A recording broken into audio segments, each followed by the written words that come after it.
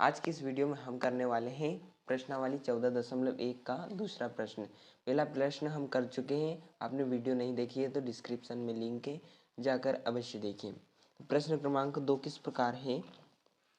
किसी फैक्ट्री के 50 श्रमिकों की दैनिक मजदूरी के निम्नलिखित बंटन पर विचार कीजिए।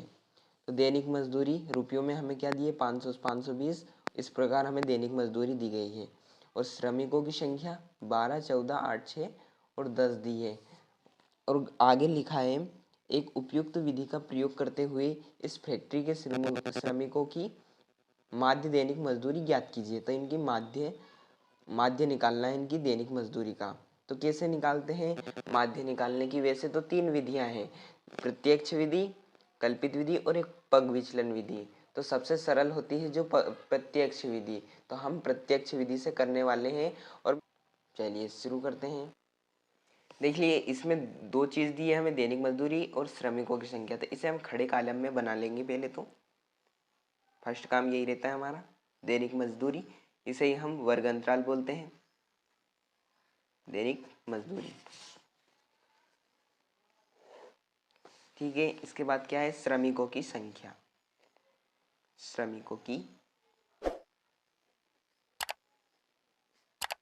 संख्या, ठीक है।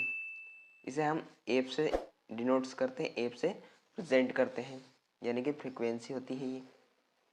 इसके आगे एक्स आई निकालते हैं अपन। और इसके बाद हम क्या निकालते हैं, एफ आई और एक्स आई का गुणा करते हैं। एफ आई और एक्स आई का गुणा करते हैं।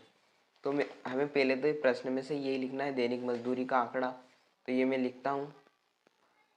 तो इस प्रकार हमें आंकड़े लिख लेने हैं। तो पहले दैनिक मजदूरी मैंने वैसे वैसी लिख ली और श्रमिकों की संख्या भी वैसे वैसी लिख ली। तो अब इसे हमें ऐड करना है। तो ये सिग्मा एफ आई होता है, सिग्मा का मतलब कुल होता है। और इसे हम जोड़ेंगे तो क्या आएगा, 50, जो कि उस प्रश्न में दिया होता है। जो एफ आई का मान प्रश्न में ही दिया जाता है इसमें। अब एक्स आई का मान कैसे निकालते हैं अपन, एक्स आई का मान ये, इसे हम मध्य मान भी बोलते हैं।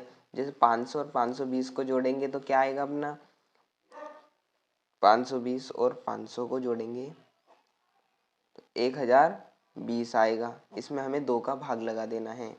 तो 2 पंचा 10, 2 एकम 2, तो 510 इसका आएगा। इसी प्रकार 520 और 540 को जोड़ेंगे, 0, 4 और 2 6 और 1060। इसमें 2 का भाग लगाएंगे, 2 पंच 10, 2 23 6, तो 530।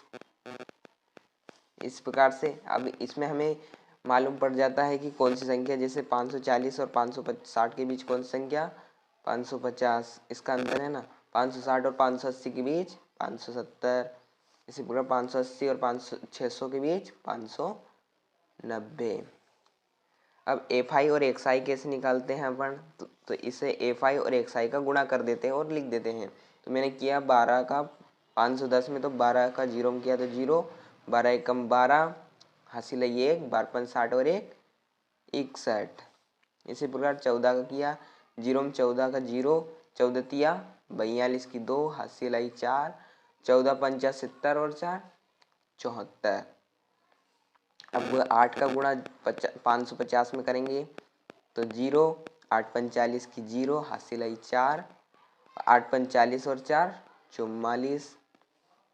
6 का गुणा 570 में करेंगे तो 0, 6 7 42, हासिल आई 4, 6 35 और 4 34।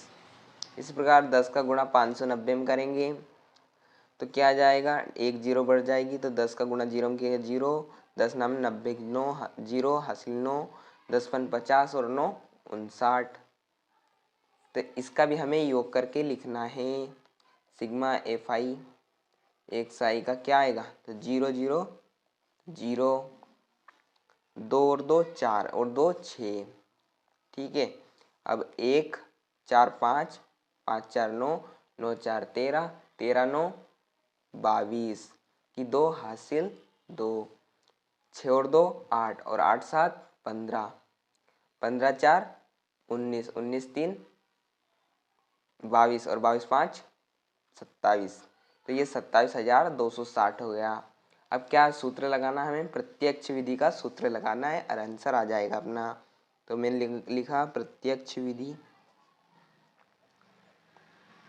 से कर रहे हैं। माध्य का सूत्र क्या होता है हमारा, माध्य x बार बराबर सिग्मा एफ आई एक्स आई बटा सिग्मा एफ आई। अब देखिए अपन ने क्या निकाला, सिग्मा एफ आई एक्स आई का मान 27,260, तो यहाँ पर 27,260 लिखेंगे बटे में सिग्मा एफ आई का मान क्या निकाला, सिग्मा एफ आई का मान 50, तो यहाँ पर 50 लिखेंगे। जो कट रहा है उसे काट देंगे और बाकी को छोड़ देंगे। तो 5 जीरो से जीरो कैंसिल, 5 का फाड़ा 5 बार पढ़ेंगे तो 25, 5 5 25, 2 इधर जाएगी तो ये 22 हो जाएगा, तो 5 चुका 20, फिर 2 इधर जाएगी तो ये 26 हो जाएगा, तो 5 पंचा 25, तो 26, एक बचेगा, भाग नहीं जा रहा तो दशमलव लगाएंगे और 5 दूना 10, तो ये 545.2 हमारा क्या निकल आया, माध्य निकल आया। इस प्रकार हमने क्वेश्चन नंबर 2 को भी बड़े ही आसान तरीके से सॉल्व कर दिया है। अगर आपको समझ में आया है तो वीडियो को लाइक, चैनल को सब्सक्राइब अवश्य करें। धन्यवाद।